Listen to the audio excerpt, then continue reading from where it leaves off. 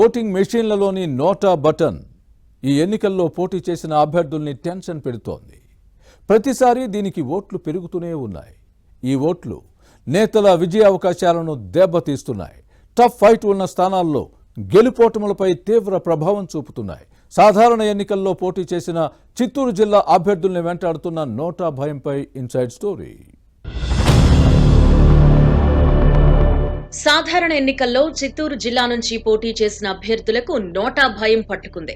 None of the above నోటాకు పడే ఓట్లు తమకు మైనస్ గా మారుతాయేమోననే టెన్షన్ వెంటాడుతోంది. గత ఎన్నికల్లో భారీగా నమోదైన నోటా ఓట్లు ఈసారి మరింత పెరిగే అవకాశం ఉన్నట్టు కనిపిస్తోంది.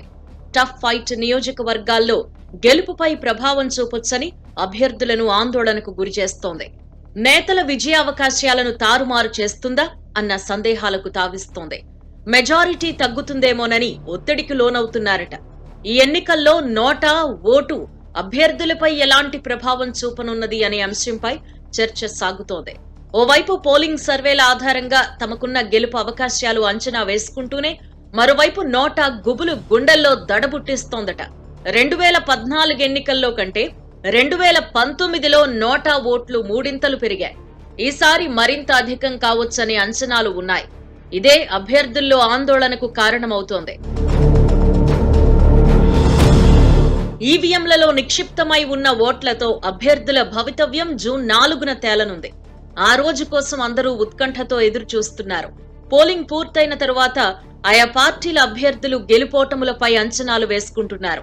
పోలింగ్ బూత్స్ వారీగా ఓటింగ్ సరళిని పరిశీలించి విజయంపై ధీమాతో ఉన్నారు. కానీ ఈసారి విజయ అవకాశాలపై నోటా ప్రభావం చూపొచ్చనే అంశం చర్చనీయాంశంగా మారింది. 2014 ఎన్నికల నుంచి కేంద్ర ఎన్నికల సంఘం ఈ విధానాన్ని ప్రవేశపెట్టింది. ఆ ఎన్నికల్లో పెద్దగా నోటాకు ఓట్లు పడకపోయినా 2019లో ఎక్కువగా పడ్డాయి. చిత్తూరు జిల్లా విషయానికొస్తే ఇప్పుడు ఆ జిల్లాలో నోటా ఓట్లు ఎక్కడ కొంప ముంచుతాయోనని అభ్యర్థులను కలవరపెడుతోంది. 2014 ఎన్నికల్లో జిల్లాలోని 7 నియోజకవర్గాల్లో నోటాకు 6,226 ఓట్లు పడ్డాయి. 2019లో అది 16,713 ఓట్లకు పెరిగింది. పోటీ చేసిన అభ్యర్థులు నచ్చక కొందరు నోటాకు ఓట్లు వేస్తారు. ఎవరి గుర్తేంటో అవగాహన లేక మరికొందరు ఈ బటన్ నొక్కుతారు. చాలా మందికి నోటా అంటే ఏంటో ఇప్పటికీ తెలియదు. అంతేకాదు, గ్రామీణ ప్రాంతాల్లో ఇప్పటికీ నిరక్షరాస్యులకు ఈవీఎం ఓటింగ్ విధానం పైన అవగాహన అంతంత మాత్రమే. ఇటీవల జరిగిన ఎన్నికల్లో కొందరు ఓటర్లు పోలింగ్ సిబ్బంది సహాయం తీసుకున్నారు. ఈవీఎంలలోని గుర్తులు చూపించి ఓటు వేయించడం గమనించదగ్గ విషయం. గ్రామీణ ప్రాంతాలు అధికంగా ఉండే కుప్పం, పలమనేరు, పుంగనూరు, గంగాధర నెల్లూరు, పూతలపట్టు నియోజకవర్గాల్లో గత ఎన్నికల్లో నోటాకు అధికంగా ఓట్లు పోలయ్యాయి. అంటే నోటా గురించి ఆయా ప్రాంతాల ప్రజలకున్న అవగాహన ఎంత అన్నది దీన్ని బట్టి అర్థం చేసుకోవచ్చు. ఈ పరిణామాలన్నీ టఫ్ ఫైట్ ఉన్న నియోజకవర్గాల అభ్యర్థుల గుండెల్లో గుబులు రేపుతున్నాయి. ప్రస్తుత ఎన్నికల్లో పోలింగ్ శాతం పెరిగింది.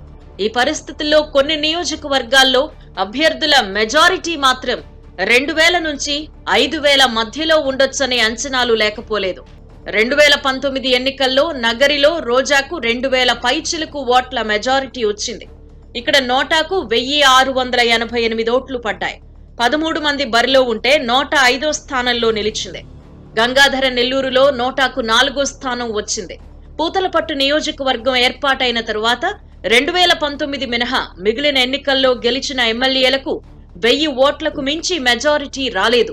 ఈసారి కూడా అలాంటి పరిస్థితులు ఎదురైతే నోటా ఓట్లు తీవ్ర ప్రభావం చూపొచ్చనే ఆందోళన అభ్యర్థులను వెంటాడుతోంది. జిల్లాలో కుప్పం, పలమనేరు, పుంగనూరు, చిత్తూరు, పూతలపట్టు, గంగాధర నెల్లూరు, నగరి నియోజకవర్గాలు ఉన్నాయి. 2 లేదా 3 స్థానాల్లో మినహా మిగిలిన అన్ని చోట్ల ఎన్డీఏ, వైసీపీ మధ్య నువ్వా నేనా అన్నట్టుగా పోటీ జరిగింది. నోటా ఓట్లు ఎమ్మెల్యే అభ్యర్థులతో పాటు చిత్తూరు పార్లమెంట్ ఎంపీ క్యాండిడేట్ పై తీవ్ర ప్రభావం చూపొచ్చనే ప్రచారం జరుగుతోంది. ఆ నష్టమేంటో జూన్ 4న తెలుస్తుంది. అప్పటి వరకు ఉత్కంఠతో ఎదురు చూడక తప్పదు.